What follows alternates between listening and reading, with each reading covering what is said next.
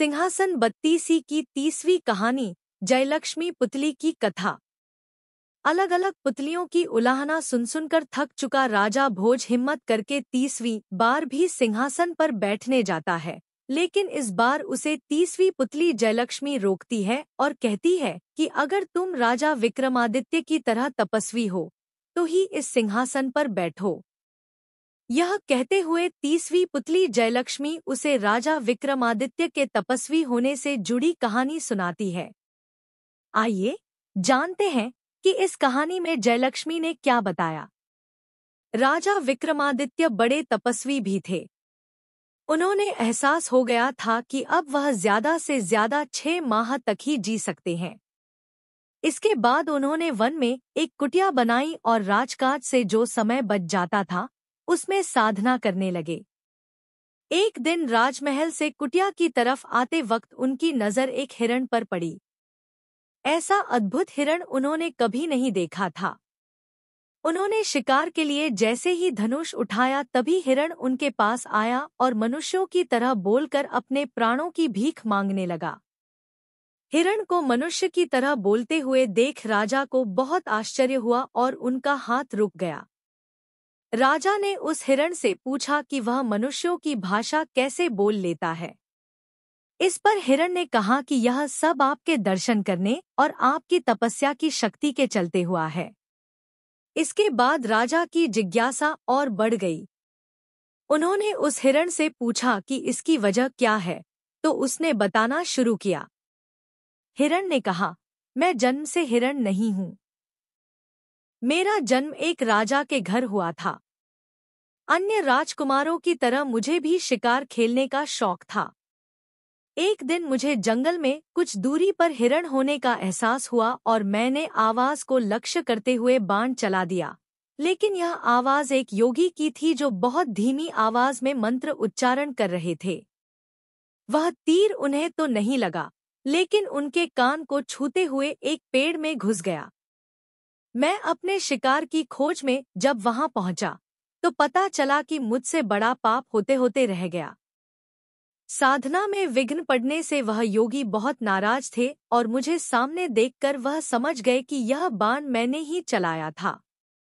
इससे पहले कि मैं कुछ कहता, उन्होंने मुझे श्राप दे दिया। उन्होंने कहा, हिरण का शिकार करने वाले मूर्ख, आज से तू खुद हिरण बन जाएगा और शिकारियों से अपनी जान बचाने के लिए यहाँ से वहाँ भटकता रहेगा। इसके बाद मैं उस योगी के पैरों में गिर पड़ा और श्राप से छुटकारा पाने की प्रार्थना करने लगा। मेरी आंखों में पश्चाताप के आंसू देखकर योगी को दया आ गई और उन्होंने मुझसे कहा कि श्राप तो वापस नहीं हो सकता, लेकिन इसका प्रभाव काम हो सकता है। तुम तब तक हिरण बनकर भटकते रहोगे जब तक महान और तेजस्वी राजा विक्रमादित्य के दर्शन नहीं हो जाते। उनके दर्शन होते ही तुम मनुष्यों की तरह बोलने लगोगे।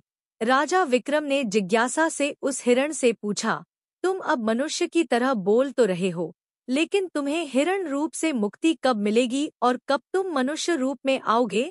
हिरण ने जवाब दिया, इस रूप से भी मुझे जल्द ही मुक्ति मिल जाएगी। योगी ने कहा था कि अगर मैं आपको अपने साथ लेकर उस योगी के पास जाऊं, तो मैं अपने वास्तविक रूप में आ जाऊंगा। यह कहकर हिरण आगे आगे चलने लगा और राजा विक्रम उसके पीछे चलने लगे। थोड़ी दूर चलने के बाद उन्हें एक योगी पेड़ पर उल्टा लटकर साधना करता नजर आया। राजा समझ गए कि हिरण रूपी राजकुमार इसी योगी की बात कर रहा है। वे जब उसके पास आए तो योगी पेड़ से उतरकर सीधा खड़ा हो गया। उसने राजा का अभिवादन किया। राजा विक्रमादित्य समझ गए कि यह योगी उन्हीं की प्रतीक्षा कर रहा था। जिज्ञासावश राजा ने उससे पूछा, आप मेरी प्रतीक्षा क्यों कर रहे थे? इस पर उस योगी ने कहा, सपने में एक दिन मुझे इंद्रदेव ने दर्शन देकर कहा था कि राजा विक्रमादित्य ने अपने कर्मों से देवताओं सा स्थान पा लिया है और उनके दर्शन करने वालों को इंद्रदेव और अन्य देवताओं के दर्शन का फल प्राप्त होता है। इसलिए मैं इतनी कठिन साधना आपके दर्शन के लिए कर रहा था। राजा विक्रमादित्य ने उस योगी से कहा, अब तो आपने मेरे दर्शन कर लिए हैं, क्या मुझसे कुछ और चाहते हैं? इस पर योगी ने उनसे उनके गले में पड़ी इंद्रदेव की ओर से मिली मूंगे वाली माला मांगी। राजा ने खुशी खुशी वह माला उस योगी को दे दी। योगी ने जैसे ही उनका आभार प्रकट किया वैसे ही श्रापित राजकुमार फिर से मानव शरीर में आ गया। उसने पहले राजा विक्रम के और फिर योगी के पांव छुए। इसके बाद राजा उस राजकुमार को लेकर अपने महल आ गए। अगले दिन वह उसे अपने रथ पर लेकर उसके राज्य के लिए निकले। दोनों जैसे ही राज्य में घुसे तभी सैनिकों ने उनके रथ को चारों तरफ से घेर लिया व राज्य में प्रवेश करने की वजह पूछने लगे।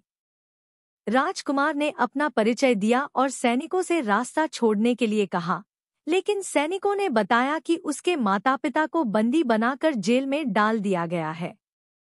अब यहाँ का राजा कोई और है। इस पर राजा विक्रमादित्य ने सैनिकों को अपना परिचय दिए बिना खुद को राजकुमार का दूत बताया और कहा कि नए राजा को यह संदेश देना कि उसके सामने दो विकल्प हैं, या तो वह असली राजा रानी को उनका राज्य वापस लौटा दे या फिर युद्ध की तैयारी करे। उस सेनानायक को यह सुनकर बड़ा अजीब लगा। उसने राजा विक्रमादित्य का मजाक उड़ाते हुए कहा, युद्ध कौन करेगा? क्या तुम दोनों युद्ध करोगे? यह उपहास देखकर राजा विक्रमादित्य का क्रोध 7वें आसमान पर पहुंच गया। उन्होंने तलवार निकाली और उस सेनानायक का सिर धड़ से अलग कर दिया। सेना में भगदड़ मच गई। किसी ने दौड़कर नए राजा को यह खबर दी। यह सुनते ही राजा सेना लेकर वहां पहुंचा। राजा विक्रमादित्य इस हमले के लिए पहले से तैयार थे। उन्होंने तुरंत दोनों बेतालों को बुलाया। दोनों बेतालों ने राजा विक्रमादित्य का आदेश मिलते ही रथ को हवा में उठा दिया। इसके बाद उन्होंने गायब होने वाला तिलक लगाया और रथ से कूद गए। अदृश्य होकर उन्होंने दुश्मनों को गाजर मूली की तरह काटना शुरू कर दिया। सैकड़ों सैनिकों के मारे जाने व दुश्मनों के नजर न आने से सैनिकों में भगदड़ मच गई। ज्यादातर सैनिक नए राजा को छोड़कर भाग गए। इसके बाद नए राजा का चेहरा देखने लायक था। वह हैरान, डरा हुआ और हताश था। यह देखकर राजा विक्रमादित्य अपने असली रूप में सामने आ गए। उन्होंने नए राजा को अपना परिचय देते हुए कहा, या तो तुम इसी क्षण यह राज्य छोड़कर चले जाओ या प्राण दंड के लिए तैयार रहो। वह राजा विक्रमादित्य की शक्ति से परिचित था, इसलिए वो उसी पल राज्य को छोड़कर भाग गया। इसके बाद राजा विक्रमादित्य उस राज्य के असली राजा रानी को उनका राज्य वापस दिलाकर अपने राज्य की ओर चल दिए। रास्ते में एक जंगल पड़ा। वहां एक हिरण राजा विक्रमादित्य के पास आया और एक शेर से बचाने की गुहार करने लगा, लेकिन राजा विक्रमादित्य ने उसकी मदद नहीं की, क्योंकि वह भगवान के बनाए नियम के खिलाफ नहीं जा सकते थे। दरअसल शेर भूखा था और हिरण जैसे जानवर ही उसकी भूख शांत कर सकते थे। यह सोचते हुए उन्होंने शेर को हिरण का शिकार करने दिया। कहानी समाप्त होते ही 30वीं पुतली जयलक्ष्मी ने राजा भोज को कहा कि अगर आप भी राजा विक्रमादित्य की तरह पराक्रमी हैं और आपके अंदर भी तपस्वी भाव है तो ही सिंहासन पर बैठना, वरना नहीं। इतना कहते ही 30वीं पुतली वहां से उड़ जाती है। कहानी से सीख। इस कहानी से हमें यह सीख मिलती है कि हमें दूसरों की मदद करनी चाहिए और कभी हमसे अनजाने में गलती हो जाए तो उसका पश्चाताप जरूर करना चाहिए।